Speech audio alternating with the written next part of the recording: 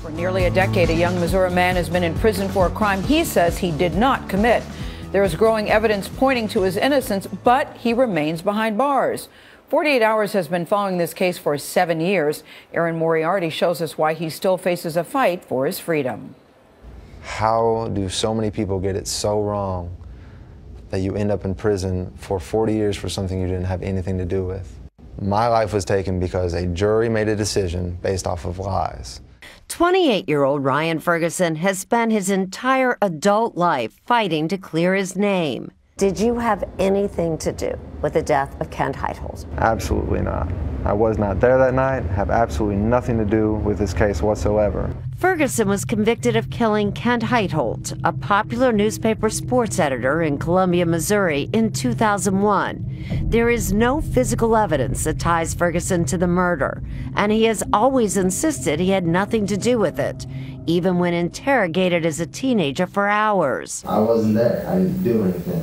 Ferguson was convicted primarily on the word of this man, a high school friend by the name of Charles Erickson. I looked up, and Ryan was over the victim.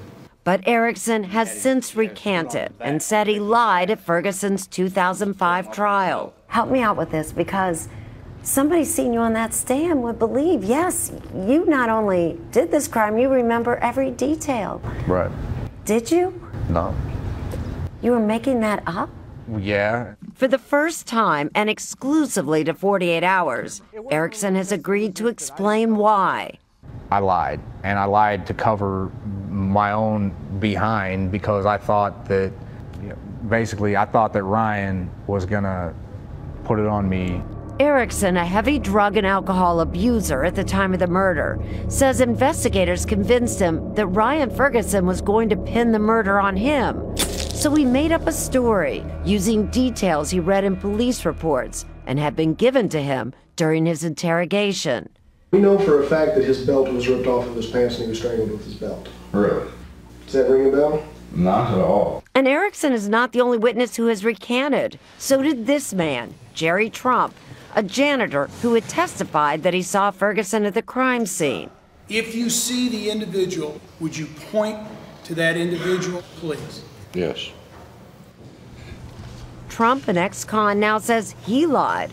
And more important, both Trump and Erickson admitted to lying under oath at a hearing held in April 2012. I basically sold my soul to save myself. It is Ryan Ferguson's best chance of finally getting his conviction overturned. And Erin Moriarty joins us now live from St. Louis. So, Erin, please explain. You've got both witnesses who have recanted. There's no physical evidence to connect him to the crime. Why in the world is he still in jail?